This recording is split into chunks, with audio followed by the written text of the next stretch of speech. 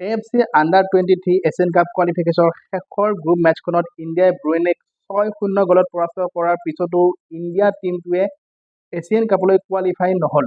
ইয়াৰ কাৰণ হ'ল কোৱালিফাই নোহোৱাৰ কাৰণ হ'ল গ্ৰুপৰ যি ছেকেণ্ড বেষ্ট টীম হিচাপত এইটো গ্ৰুপতো ইণ্ডিয়াৰ যিটো গ্ৰুপ আছে সেই গ্ৰুপটোৰ পৰাতো ইণ্ডিয়াই ছেকেণ্ড বেষ্ট টীম হৈছে। তিনিখন মেচ খেলি ইণ্ডিয়াই দুখনত জয় হৈ এখনত হাৰি 6 পইণ্টৰ সহায়ত ছেকেণ্ড বেষ্ট টীম হৈছে গ্ৰুপৰ। কিন্তু যি 11টা গ্ৰুপ আছিলে 11টা গ্ৰুপৰ প্ৰতিটো গ্ৰুপত 4টাকৈ টীম আছিলে আৰু 4টা টীমৰ প্ৰতিটো গ্ৰুপৰ প্ৰথম যিটো টীম আছিলে সেইটো টীমটো কোৱালিফাই হৈ গৈছে অলৰেডি আৰু ছেকেণ্ড যি বেষ্ট টীম আছিলে ছেকেণ্ড বেষ্ট টীমৰ আকৌ 4টা টীমহে কিন্তু কোৱালিফাই হয়। গতিকে 4টা বেষ্ট টীম হিচাপত চাইনা, উজবেকিস্তান, লেবানন আৰু UAE কোৱালিফাই হৈছে। ইণ্ডিয়াই ৰৈ গৈছে 5 নম্বৰত, অৰ্থাৎ 5 বেষ্ট ৰানাৰ্ছ আপ যদি থাকিলেহেঁতেন তেতিয়াহ'লে ইণ্ডিয়াও কোৱালিফাই হ'ল হয়। ভাবক মাত্ৰ এখোজ ৰৈ গ'ল, এখোজৰ কাৰণে ৰৈ গ'ল ইণ্ডিয়াৰ Under-23 টীমটোৱে এইবাৰ এছিয়ান কাপত কোৱালিফাই হোৱাৰ পৰা। আমি যদি কোৱালিফাইড হোৱা টীমকেইটা চাবলৈ যাওঁ 2026ৰ যি AFC Under-23 এছিয়ান কাপ অনুষ্ঠিত হ'ব তাৰ বাবে ছৌদি আৰবিয়াটো হোষ্ট কাণ্ট্ৰি সেইকাৰণে ডাইৰেক্ট কোৱালিফাই হৈছে।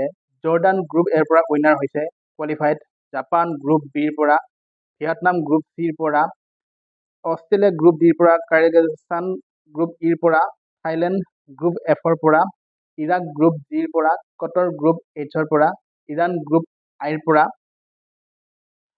চাউথ কোৰিয়া গ্ৰুপ জেৰ পৰা, চিৰিয়া গ্ৰুপ কেৰ পৰা, China best runners up, Uzbekistan second best runners up, Lebanon third best runners up আৰু United Arab Emirates UAE fourth best runners up.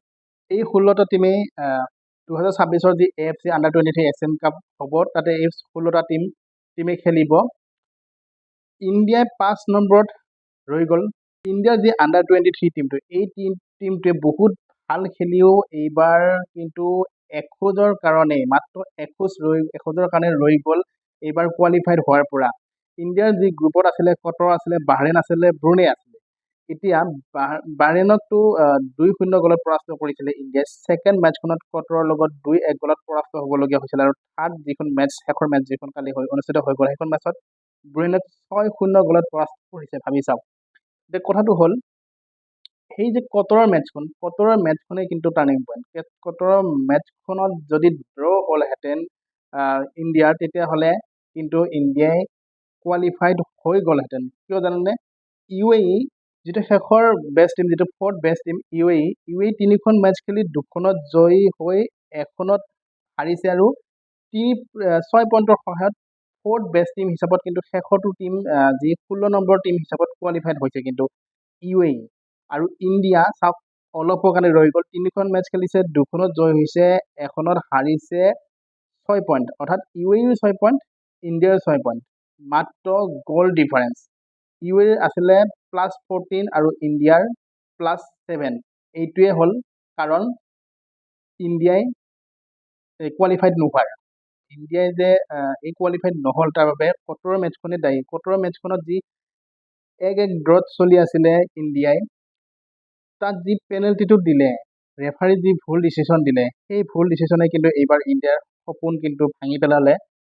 সেই ভুল ডিচিশ্যনটো নোহোৱাহেঁতেন ইণ্ডিয়াই সেইখন মেচ ড্ৰ' হোৱাহেঁতেন, কটৰৰ লগত মেচখন ড্ৰ' হোৱাহেঁতেন ইণ্ডিয়াই 7 পইণ্ট হ'ল হয় আৰু 7 পইণ্ট হৈ যোৱাৰ লগে লগে ফ'ৰ্থ বেষ্ট টীম হিচাপে ইণ্ডিয়াই কিন্তু কোৱালিফাইড হৈ গ'ল হয়। UAE 5 নম্বৰ থাকি গ'ল হয় আৰু ইণ্ডিয়াই ফ'ৰ্থ বেষ্ট টীম হিচাপে কোৱালিফাইড হৈ গ'ল হয়। তো কি ক'ম, ইমানেই বেড লাক ইণ্ডিয়াৰ টীমটোৱে এইবাৰ, কাৰণ ইণ্ডিয়াৰ টীমটোৱে বহুত সুন্দৰ খেলিছে, বহুত ভাল প্ৰদৰ্শন কৰিছে। যিসকলে মেচকেইখন ফ'ল' কৰিছে, মেচকেইখন চাইছে তেওঁলোকে গম পাব গ্ৰুপৰ যি 3খন মেচত কিমান ভাল খেলিছে ইণ্ডিয়াই। যিসকলে মেচকেইখন চাইছে জানিব পাৰিব, গম পাব আচলতে কিমান সুন্দৰ খেলিছিলে ইণ্ডিয়াই। বাহৰেইনৰ লগত খেলোঁতেও আমি জানিছিলোঁ তেওঁলোকৰ কেনেধৰণৰ খেল খেলিছে, ইণ্ডিয়াৰ ছিনিয়ৰ টীমটোতকৈ ভাল মেচ খেলিছে। কটৰৰ দৰে টীমে কিন্তু পাত্তাই পোৱা নাছিলে, এনেকুৱা লাগিছিলে ইণ্ডিয়াই বেষ্ট আছিলে সেইখন মেচত, কটৰে কিন্তু দুৰ্বল হৈ আছিলে সেই মেচখনত। কিন্তু কি ক'ম আৰু, ৰেফাৰীৰ ভুল ডিচিশ্যন, সেইখন মেচত ইণ্ডিয়া হাৰিব লগা হ'ল আৰু তাৰ বাবে আজি ইণ্ডিয়া এই এছিয়ান কাপত কোৱালিফাইড নহ'ল।